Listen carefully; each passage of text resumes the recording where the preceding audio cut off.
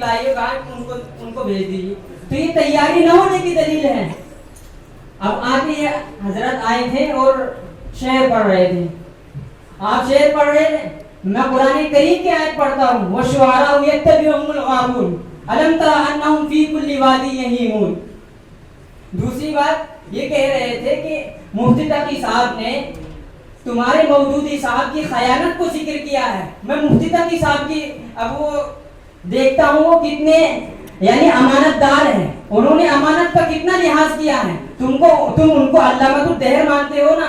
ہمارے مودودی صاحب نے حضرت امیر معاویہ رضی اللہ تعالی عنہ نے یہ کہا تھا کہ سونا و چاندی اپنے میرے لیے الگ نکال لو اور باقی مال بیت المال میں جمع کر دو. اس میں ہمارے مودودی صاحب نے 5 حوالے ذکر کیے تھے, لیکن ان کے مفتی تقی صاحب نے کیا کیا, صرف ایک حوالہ ذکر کر کے کہا میں نے آگے بھی پڑھا پیچھے بھی پڑھا اور مجھے کہیں ملا ہی نہیں.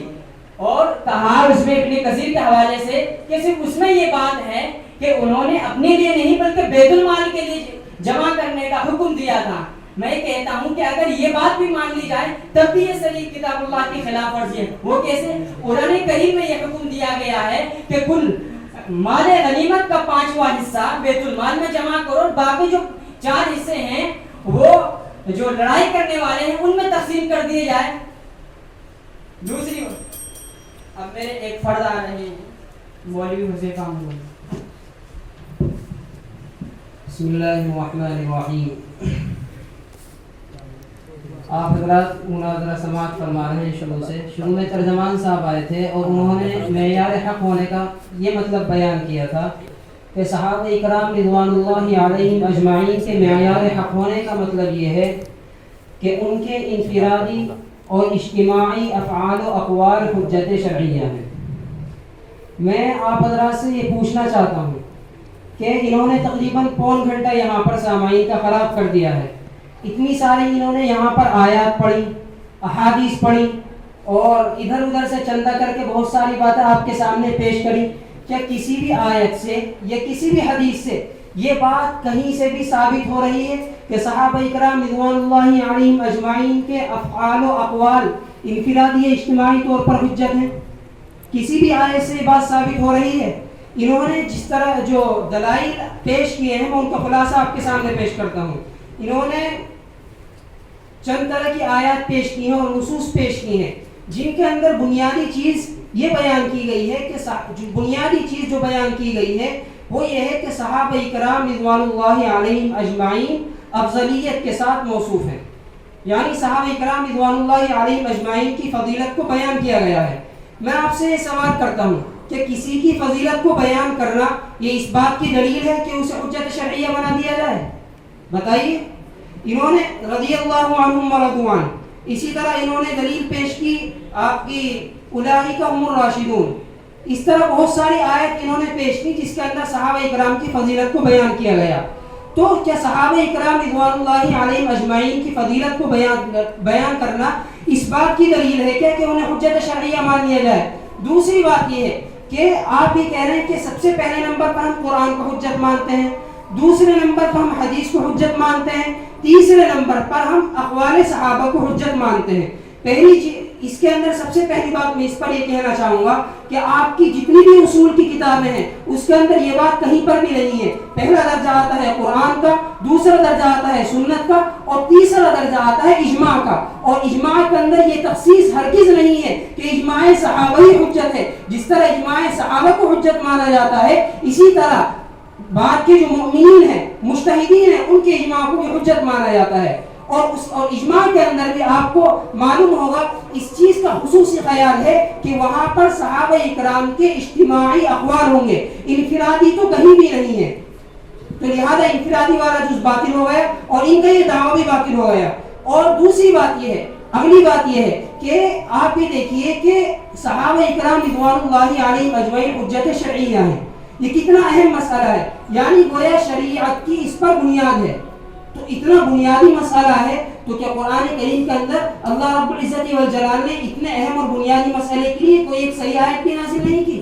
اگر یہ مسئلہ واقعی اور حقیقی ہوتا تو اللہ رب العزت والجلال اس کے لیے آیت بھی نازل نہ کرتے. قرآن کریم کے اندر جو عمومی طور پر حکم دیا گیا ہے وہ یا تو اللہ رب العزت والجلال کی اطاعت کا حکم دیا گیا ہے یا رسول اللہ کی اطاعت کا حکم دیا گیا ہے یا اس کے علاوہ اولو الامر کی اطاعت کا حکم دیا گیا ہے. پھر اس کے بعد جس کی اطاعت کا حکم دیا گیا ہے وہ بالکل عام حکم ہے, وہ یہ ہے کہ جو بھی میری پیروی کرے, میرے احکام پر چلے, اس کی پیروی کو کرو. یا ایھا الذین آمنوا اطیعوا اللہ واطیعوا الرسول واولی الامر منکم. صحابہ اکرام رضوان اللہ علیہم اجمعین کا کہیں تذکرہ نہیں ہے. اس کے علاوہ ہے واتبع سبیل من اناب الیہ, تو یہاں پر بھی عرفی حکم ہے. تو صحابہ اکرام رضوان اللہ علیہم اجمعین اگر حجت ہیں تو پھر اللہ رب العزت والجلال نے کیوں نہیں بیان کیا؟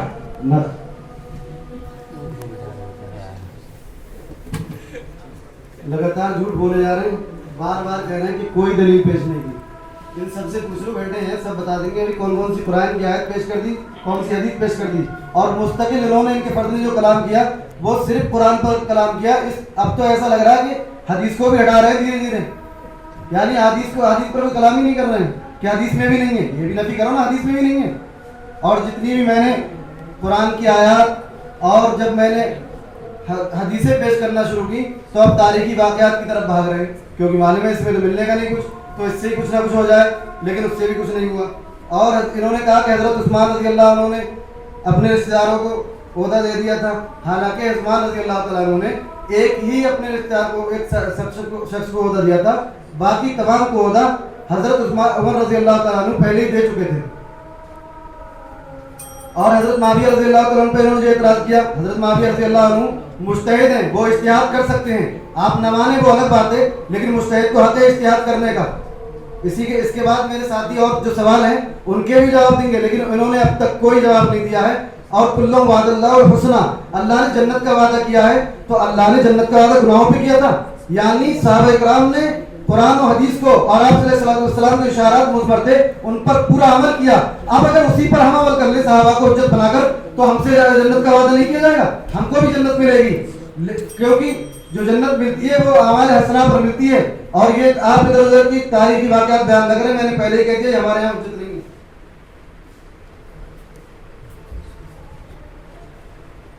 یہ مستعین اما بعد حذیفہ بھائی کھڑے ہوئے اور بولے کہ اتنی دیر سے دلیلیں چل رہی ہیں فضیلت کے اوپر, حضرت کو بتاؤ فضیلت کے اوپر دلیلیں دی جا رہی ہیں. مان علی و اصحابی فضیلت ہے, دلیل ہے, کس طرح ہے بتاتے ہیں آپ کو.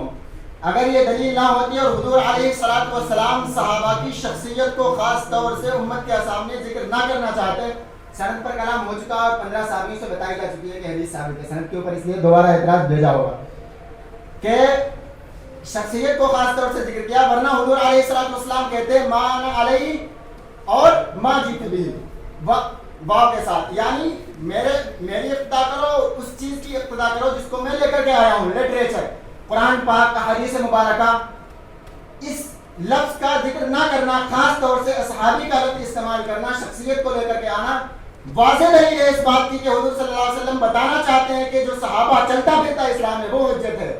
احادیث اور قرآن کا محض لٹریچر حجت نہیں ہے, بلکہ صحابہ کی ذات بھی حجت اور معیار بنے گی. اسی کے ساتھ ساتھ دوسری بات, اصحابہ کے اندر حضور علیہ الصلوۃ والسلام نے جمع کر کے استعمال کیا ہے. یہ اس بات کی صریح دلیل ہے کہ سارے کے سارے صحابہ حجت ہیں. جس طریقے سے حدیث کے اندر آتا ہے کہ یعنی کسی ایک کی بھی اتباع کر لو گے ہدایت پا جاؤ گے. آگے بتایا کہ قرآن سے کوئی بھی دلیل نہیں دی گئی, اتنی ساری دلیلیں دی گئی ہیں, قرآن سے کیسے دلیل نہیں دی گئی. آئیے ہم تمہیں بتاتے ہیں, وہ تبھی سبیل من اناب الیہ کے اوپر ایک پٹ کلام کر رہے تھے, چلو اسے چھوڑ دیتے. وَكَذَلِكَ جَعَلْنَاكُمْ أُمَّةً وَسَطًا, یہ کسے کہا گیا؟ قرآن پاک نازل ہوا امت محمدیہ کے لیے, ہر ایک مانتا ہے امت محمدیہ کا اولین مصداق صحابہ ہیں. صحابہ کے اندر ہم وسط کو تلاش کریں گے, اور وسط کے معنی آتے ہیں صراط مستقیم کے, یعنی اس کے اندر اعتدال ہو, جس کے اندر عدل و انصاف ہو, جو عادل ہو. اور جب قرآن پاک کی اس آیت سے صحابہ وزن کا مصداق ثابت ہو گئے, یعنی عادل ثابت ہو گئے, تو پھر اب واضح طور پر وہ واضح طور پر یہ بات بھی ثابت ہو گئی کہ صحابہ جو ہے معیار حق ہیں, یعنی اس لائق ہیں کہ ان کی اقتداء اور اتباع کی جائے. آگے حضور علیہ الصلوۃ والسلام نے, اللہ کے رسول صلی اللہ علیہ وسلم نے فرمایا من یطیع الرسول فقد اطاع اللہ. اور حضور علیہ الصلوۃ والسلام نے جگہ جگہ پر صحابہ کے بارے میں بتایا ہے کہ ان کے اوپر سب شک نہ کرو, ان کی اقتداء کرو. بے شمار احادیث آپ کے سامنے پیش کی جا چکی ہیں. آگے صحابہ کے اوپر اصل میں اعتراض کی وجہ کیا ہے؟ صحابہ کو ہدف بنا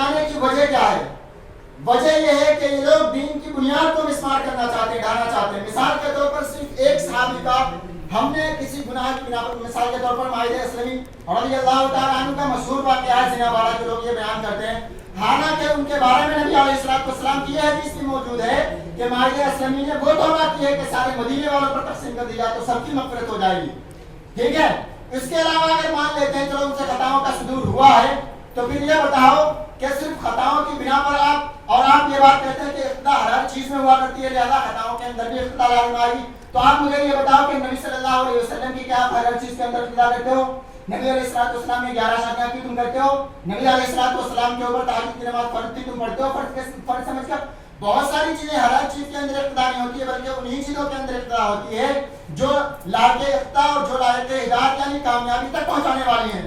دوسری بات، اللہ کے رسول صلی اللہ علیہ وسلم قرآن پاک میں صحابہ کے بارے میں جگہ جگہ بتایا، اولئک هم الراشدون اولئک هم الفائزون۔ اگر تم فضائل کی مجلس نہیں ہے، فضائل کی مجلس نہیں ہے، ہم نے کہا ہے کہ جو تم آیتیں پیش کر رہے ہیں فضائل پر مبنی ہیں، اور میں نے اپنی طرف سے نہیں بلکہ امام غزالی علیہ رحمہ کی زبان میں جواب دیا تھا، انہوں نے کہا کہ تمام کی تمام فضائل پر ہیں۔ ان سے یہ تو ثابت ہوتا ہے کہ ان سے حسن اعتقاد رکھا جائے، اللہ کے یہاں ان کا بلند مرتبہ ہے، یہ کہاں ثابت ہوتا ہے؟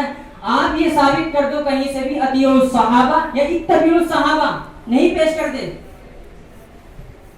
دوسری بات یہ ہے، یہ حضرت ابو بکر عمر کی کہہ رہے تھے کہ پیروی، ان کی پیروی جو لازم ہوتی ہے خلیفہ راشد ہونے کی وجہ سے ہوتی ہے، اگر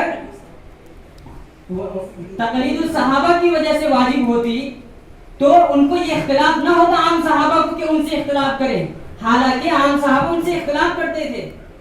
دوسری بات، مین چیزوں کو یہ چھوڑتے جا رہے ہیں کہ اس کو چھوڑو، جہاں پھنس رہے ہیں وہاں چھوڑتے جا رہے ہیں۔ بھائی میں مان چکا ہوں کہ تم شعبہ تعویلات سے فارغ ہو، ہر طرح کی تعویل کر سکتے ہو، جیسے میں نے ایک مثال پیش کی تھی اور ابھی آئیں گے اس کی بھی کچھ نہ کچھ تعویل پیش کریں گے۔ میں نے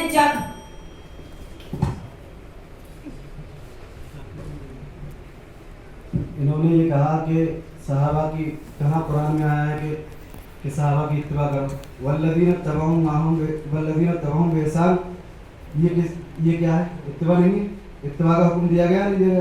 اور ما انا علیہ و صحابی میں آپ صلی اللہ علیہ وسلم نے انا علیہ کا عطف کیا صحابی پہ، یعنی جس پر میرے صحابہ ہیں، یعنی اپنا بھی برحق ہونا ثابت کیا، اپنا بھی معیار حق ثابت کیا، اور کہا جس طریقے سے میں معیار حق ہوں اسی طریقے سے میرے صحابہ بھی معیار حق ہیں۔ اس لیے ان کی باتوں سے اور تاریخی واقعات سے ذہن خراب کرنے کی ضرورت نہیں ہے، بلکہ تاریخی واقعات سے مولانا مودودی صاحب کا جو مقصد تھا وہ مقصد یہ تھا کہ امت کا صحابہ کے بارے میں عقیدہ خراب کر دیا جائے اور صحابہ کے بارے میں امت کے درمیان اعتراض پھیلنے لگے۔ اسی طریقے سے آج کل کالج کے لڑکے، یونیورسٹی کے لڑکے مولانا مودودی صاحب کی کتابیں پڑھ کر گمراہ ہو رہے ہیں، اور یہ تمام آیات اور قرآن کی حدیث ایک طرف کر کے مولانا مودودی صاحب نے وہ تاریخ پیش کی۔ حالانکہ مولانا مودودی صاحب سے جب تفصیلی سوال کیا گیا کہ آپ صحابہ کو معیار حق مانتے ہیں نہ مانتے ہیں، تو رسائل و مسائل کے اندر مولانا مودودی کا کلام دیکھیے کہ پہلے کہتے ہیں کہ آپ کے سوال کا مختصراً جواب یہ ہے کہ معیار حق تو صرف اللہ کا کلام اور رسول اللہ کی سنت ہے، معیار حق صحابہ نہیں ہے، بلکہ اس پر پورے امت کا اجماع ہے۔ اس کی مثال یہ ہے کہ کسوٹی سونا نہیں ہے، لیکن سونا کسوٹی پرکھنے سے ثابت ہوتا ہے۔ اب اس کے آگے کیا تفصیل بیان کرتے ہیں کہ صحابہ کے اجماع کو آپ بھی جانتے ہیں کہ میں حجت مانتا ہوں، بلکہ ان کی اکثریت جس جانب ہو اس کو بھی میں ترجیح دیتا ہوں۔ البتہ افراد صحابہ کے معاملے میں لامحالہ دو صورتیں ہیں، ان میں سے ایک پیش کی جا چکی ہے اور ایک یہ ہے کہ ان کے اقوال میں اختلاف ہو۔ اس صورت میں سب کے اقوال کو بیک وقت قبول نہیں کیا جا سکتا، بلکہ دلائل شرعیہ سے کسی قول کو دوسرے قول پر ترجیح دی جا سکتی ہے، یعنی ترجیح دے کر اس پر عمل کیا جا سکتا ہے، معیار حق مانا جا سکتا ہے۔ اور ان سب کے اقوال کو رد کر کے کوئی نیا قول اختیار نہیں کیا جا سکتا، یعنی اہل سنت کا جو پہلے سے عقیدہ چلا رہا ہے اسی کی تائید، اسی کو بیان کیا۔ دوسری صورت یہ کہ کسی صحابی یا بعض صحابہ سے ایک ہی قول ہو اور اس کے خلاف کوئی قول نہ ملتا ہو، اس صورت میں صحیح بات یہ ہے کہ اسے قبول کیا جائے۔ یعنی تمام باتیں جو اہل سنت والجماعت کی ہیں، مولانا مودودی صاحب خود ان کو مانتے ہیں۔ جب ان سے کوئی سامنے سوال کرتا ہے، جب کوئی مناظرانہ انداز میں ان سے پوچھتا ہے، तब उन्हें पता है कि वो दलील पेश नहीं कर सकता, मानने पर मजबूर होते हैं। लेकिन अपनी किताबों से जो लोगों के अंदर जहनों में खलजान पैदा किए, जो मकसद था वो पूरा कर लिया। और ये कहते हैं किसी का जहनी गुलाम नहीं होना चाहिए। पूरी मौजूदियत मौलाना मौदूदी की जहनी गुलाम है। इनके जो कॉलेज एसआईओ के तहत चलते हैं, मैं खुद उसमें इंटर तक पढ़ा हूँ, एनसी से लेकर इंटर तक जो किताबों का निसाब है वो ये मौलाना अमीरुल हसन इस्लाही और मौलाना मौदूदी के अलावा किसी की किताब नहीं है। क्या पूरी दुनिया में क्या यही दो मुसन्निफ पैदा हुए थे या यही दो आलिम थे? इसी तरीके से इनके जो पीर के दिन दरसे कुरान होता है इनकी मसाजिद में, वो सिर्फ तफहीमुल कुरान से होता है और इनका मदार सिर्फ उसी पर है। यानी मौलाना मौदूदी ने अपना जहनी गुलाम, वो कॉलेज के यूनिवर्सिटी के तलबा और अपने जो इनके मानने वाले हैं वो ऐसे जहनी गुलाम हैं कि मौलाना मौदूदी के अलावा किसी की बात को कबूल नहीं करते। उन्होंने अपना मकसद पूरा किया कि मैं अपने नाम पर एक फिरका बना दूं। माशाअल्लाह, अल्हम्दुलिल्लाह, हमारा ये मशक़ी प्रोग्राम अपने इख्तिताम को पहुंचा। इससे पहले कि हम हज़रत हाकिम मुस्तहकम साहब की अदालत में हाजिर हों, तर्जमान बातिल को इस बात का मुकल्लफ बनाते हैं कि वो अपने बातिल मौक़िफ़ से बरात का इज़हार करें। ये जो मौक़िफ़ मैंने इख्तियार किया था, मैं अपनी जानिब से असालतन और अपने अफराद की जानिब से नियाबतन बरात का इज़हार करता हूँ।